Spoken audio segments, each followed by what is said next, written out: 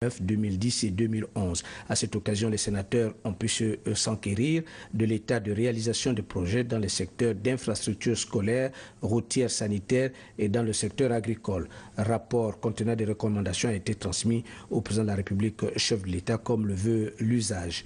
Le Sénat, en tant que premier destinataire des projets de loi relatifs à la décentralisation, en raison de son mandat constitutionnel de représentation des collectivités locales, a, au cours de la précédente session, pris acte de la demande d'une deuxième délibération de certains articles du texte modificatif de la loi organique numéro 15/96 du 6 juin 1996 relatif à la décentralisation.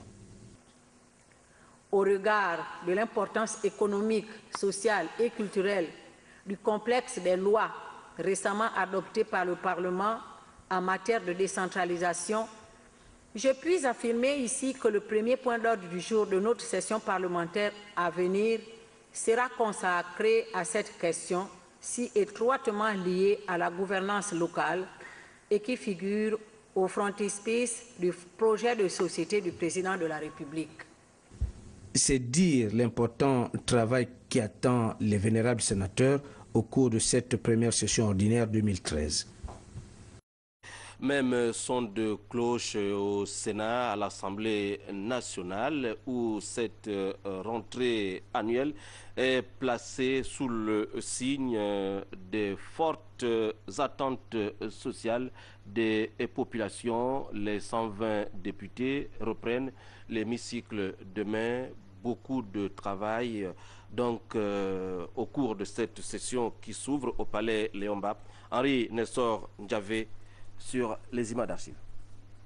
Je vous demande, à vous, Parlement, qui exercez une très grande partie du pouvoir législatif et de contrôle de l'action gouvernementale, de vous approprier pleinement le plan stratégique Gabon émergent duquel découle le schéma directeur national d'infrastructure, afin que vous l'utilisiez comme un outil devant vous aider à mieux comprendre les orientations générales prises par le gouvernement. Ces propos du président de la République, Ali Bongo Ondimba, devant le Parlement réuni en congrès le 12 septembre 2012, au palais Léon Mbap, devaient servir d'orientation générale parce que permettant de jeter les fondements de l'émergence à travers des réformes économiques et sociales qui guideront désormais le développement du Gabon. Les honorables députés de la 12e législature qui retrouvent ce 1er mars 2013 les travées de l'hémicycle du palais Léon Mbap pour le compte de la première session ordinaire se doivent de s'approprier ce canevas de travail au cours de cette rentrée annuelle dans un contexte qualifié à tort ou à raison de fortes attentes sociales de la part des populations, notamment économiquement faibles. Le président de l'Assemblée nationale, M. Guy Badama, n'a eu de cesse de fixer le cap à ses collègues députés dans le choix des compatriotes qui ont voulu donner à l'exécutif les moyens de matérialiser les engagements et les promesses formées à leur égard. Retenons une fois pour toutes que nous devons travailler pour le peuple. Celui-ci doit être à la fois la boussole qui guide nos actions et la sève qui nourrit notre motivation. Ici seulement, la politique peut justifier son sens premier, à savoir l'art de gouverner la cité, c'est-à-dire de comprendre les citoyens qui la composent, comprendre leurs problèmes pour en apporter les solutions les plus appropriées possibles, celles qui permettraient au peuple de vivre heureux. Notre Assemblée doit porter cette ambition à laquelle elle doit consacrer tout son travail. L'ambition de progrès économique et de justice sociale exprimée par le vote de nos concitoyens. Au cours de cette première session ordinaire, les honorables députés vont certainement plancher sur les textes, les lois et autres ordonnances qui intégreront a priori les préoccupations quotidiennes des populations. La route, l'habitat, l'eau, l'électricité, l'éducation, la politique d'accès aux soins de santé, bref, les nouvelles orientations, les nouveaux chantiers et autres priorités du gouvernement et qui sont les lots quotidiens des Gabonais. Attendu donc, avec grand intérêt, le discours d'ouverture du président de l'Assemblée nationale, M. Guidou Badama, qui servira sans nul doute de lettre de cadrage aux honorables députés tout au long de cette première session ordinaire 2013. Nos confrères de l'Assemblée nationale, Henri Nestor Ndjavé et Tim Boulengue, précisent que la cérémonie solennelle de demain à l'Assemblée nationale va se dérouler en présence de plusieurs invités de marque venant des Comores et du Rwanda. Dans tous les cas, nous y reviendrons demain au cours de nos prochaines éditions d'information. Sur ce plateau, Boris Ndongema, manager, service à valeur ajoutée à RTL Gabon. Monsieur Ndongema, bonsoir. Bonsoir, monsieur Simon. Alors, vous êtes là pour nous présenter en quelques secondes le produit RTL Gabon. Voilà, alors, de quoi il est question? Il s'agit d'une promotion dénommée Femmes de cœur, oui, que nous lançons pour la période du 1er février au 31 mars.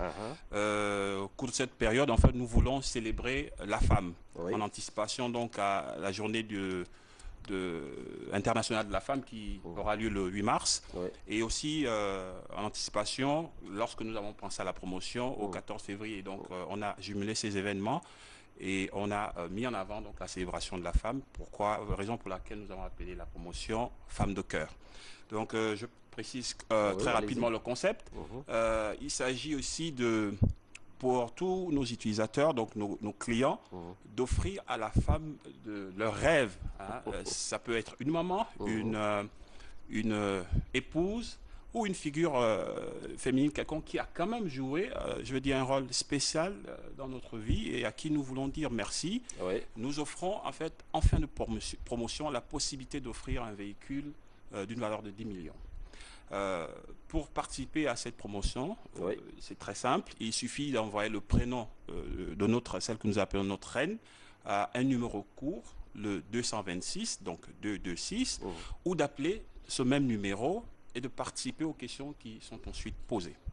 Monsieur Boris Ngama, merci. Merci, monsieur Simon. D'être passé sur Gabon Télévision et nous allons vous accompagner dans cette opération de promotion. Merci. Restez avec nous pour suivre cette réunion du député PDG du siège de Bailly Bricolo, c'est du côté d'Aboumi. Madame Rachel Ntime Diarra a réuni les militants résidents ou de passage à Franceville pour un compte-rendu parlementaire à la veille de la rentrée parlementaire de demain à l'Assemblée nationale. L'événement nous est retracé ici par nos confrères de Gabon Télévision à Franceville, Jacob Moukwangi, Fabrice Lembumba et Georges Ngoma.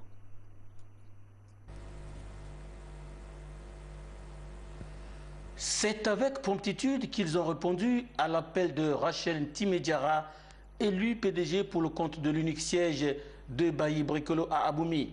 Entouré de certains hiérarques PDG de cette contrée, dont le conseiller du distingué camarade président du parti, Jean-Bosco Ndjunga, du membre du Conseil national, Basile Ansenganinga, Rachel Ntime Diarra a opté pour l'unité du ton.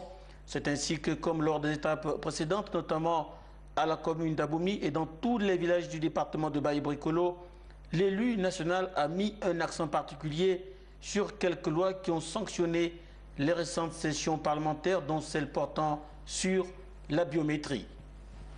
Était de leur dire d'être mobilisés quant à l'enrôlement. Vous savez, bientôt nous irons aux élections avec de nouvelles technologies. Donc, en ma qualité d'élu du siège unique de Bailly Bricolo, il était tout à fait normal que je vienne pour sensibiliser ses compatriotes. C'est ça le rôle d'un député. Sur la biométrie, oui. Sur la biométrie, bien sûr. Et on peut dire que ça a été le même message sur le terrain du côté de Bailly Bricolo parce que vous sortez d'une tournée de compte rendu parlementaire. Le message est le même. Je ne change pas de message. Le même message que je donne à Aboumi, c'est le même message que je donne à Franceville, partout où je me trouve. Le conseiller du distingué camarade président du parti, Jean-Bosco Ndjunga, et le membre du Conseil national, Ansenganinga, devaient par moments user du vernaculaire pour une meilleure diffusion du message qui a touché l'assistance. Par rapport au message qu'elle a dit concernant la biométrie, ça j'ai trouvé ça normal parce qu'il y a certaines personnes qui étaient encore dans l'ignorance. Mais je dis à certaines personnes qui sont vraiment au courant et savent qu'est-ce qu'il faut faire. Il faudrait que les gens sachent comment aller voter. On ne peut pas partir d'un matin, aller au bureau de vote, aller voter. Non, il faut commencer par l'enrôlement. Il faut que les gens s'enrôlent en masse pour prévenir les échéances à venir. Le vivre ensemble de Baye Bricolo, slogan autour duquel les fils et filles de cette contrée sont unis, était également au menu des exposés. Rachel Timediara et son entourage politique ayant appelé les uns et les autres à davantage cultiver les vertus de paix, d'unité, de cohésion pour un Baye Bricolo encore plus fort pour soutenir la politique de l'émergence du président de la République, chef de l'État, Ali Bongo Ondimba. Rachel Timediara n'a pas non plus manqué d'attirer l'attention des siens sur les dégâts causés par la pandémie du sida. La culture, avant la fin de cette session d'information, les nouvelles du FESPACO, 23e édition, au pays des hommes intègres à Ouagadougou. Vous le savez, le Gabon était l'invité d'honneur. Le Gabon était représenté là-bas par Madame, la première dame du Gabon, Sylvia Bongo Ondimba, qui avait à ses côtés le ministre gabonais de la communication, Blaise Lombe. Nous vous proposons ce soir la fin du colloque organisé pour la circonstance à Ouagadougou. Il aura fallu 48 heures aux cinéastes africains réunis pour mener la longue et nécessaire réflexion de l'engagement des pouvoirs publics dont le cinéma a besoin pour devenir une industrie viable. Il nous faut constater que la vitalité longtemps portée par les anciens signifie de fait le passage du relais vers les jeunes générations. C'est ainsi que depuis 2006, les ministres de la culture de l'Union africaine recommandent la création d'un fonds panafricain pour le financement de l'audiovisuel. Le cinéma africain crée déjà des richesses et pourvoit en emploi, un impact sur la société qui doit être soutenu. Le cinéma africain offre un miroir social qui voit les générations de cinéastes réaliser des films sensibles en phase avec un continent qui subit des mutations permanentes.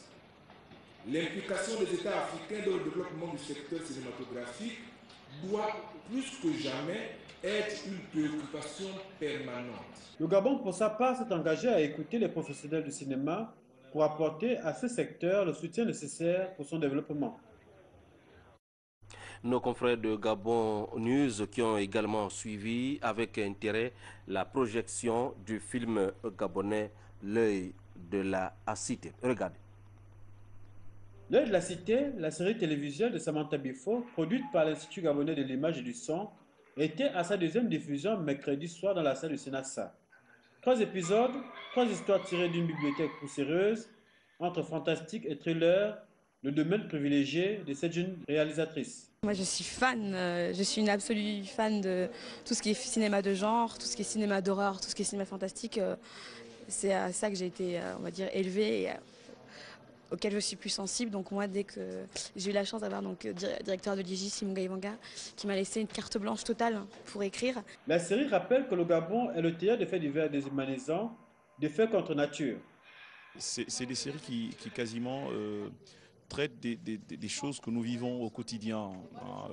Le premier, il traite de cette recrudescence justement de crimes rituels que nous vivons au Gabon. Le second épisode parle des problèmes de sorcellerie, mais surtout aussi de la spoliation des veuves. Le succès de cette série tient aussi à la prestation de ses acteurs. J'avais exactement le film que je jouais dans la tête, donc je pouvais leur dire exactement ce que je voulais pour qu'eux sachent jouer exactement. Et on voit le résultat. Moi, je suis super fière de tous les acteurs que pour l'instant j'ai eu à travailler avec.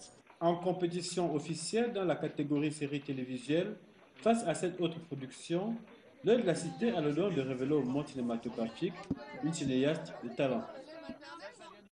Nous bouclons cette session d'information particulièrement longue avec, sur ce plateau, Ogoula Latif Jean-Rémy. Il est chorégraphe, organisateur du spectacle de chorégraphie à l'Institut français du Gabon, demain, 1er mars 2013. Monsieur Ogoula Latif, bonsoir. Bonsoir, monsieur Patrick Simangoy. Alors, rapidement, de quoi il sera question demain? Il faut le dire, demain, c'est l'ouverture officielle du Festival international de Libreville de danse de création. Et le Festival de danse de création qui a pour primeur de donner la valeur aux jeunes talents de Libreville à travers les créations chorégraphiques. Alors, comment va se dérouler la séance. Oui, il faut le dire, depuis pratiquement 10 ans, il y a eu une évolution exponentielle des cultures urbaines au niveau de Libreville et au Gabon. Et on se dit, à travers ces jeunes qui s'affilient énormément au hip-hop, à la danse hip-hop, il est temps de leur donner une scène de plus afin de pouvoir présenter les créativités